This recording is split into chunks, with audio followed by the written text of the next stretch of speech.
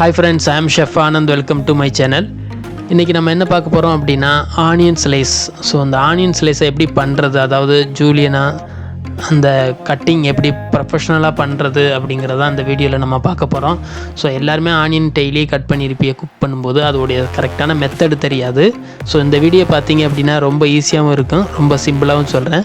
First ஆனியனை இந்த மாதிரி நம்ம ஸ்லைஸ் பண்ணிட்டோம். அதுக்கப்புறம் அந்த ஃபஸ்ட்டில் உள்ள அந்த 4 ஃபிங்கரை தூக்கி மேலே வச்சுருக்கோம். கீழே அந்த கட்டை விரலை எடுத்துகிட்டு அது அந்த ஆனியன் மூவ் ஆகாமல் இருக்கிறதுக்காக அந்த மாதிரி வைக்கிறோம். அப்போ தான் ஆனியன் இடம் விட்டு மூவ் ஆகாது.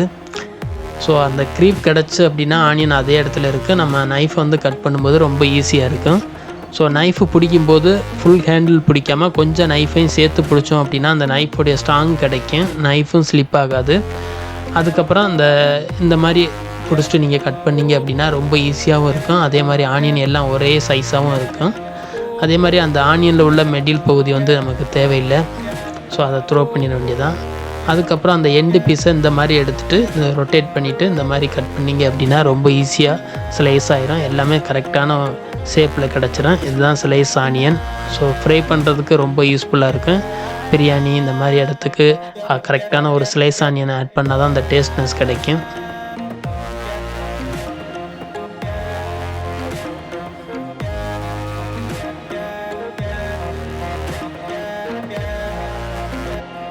ஸ்லைஸ் பண்ணும்போது நம்மளுடைய பின்னாடி உள்ள அந்த கட்டை விரல் பாதி ஆனியனும் பாதி கட்டிங் போர்டும் இருக்கணும். அப்போ தான் கரெக்டான கட்டிங் விழுகும்.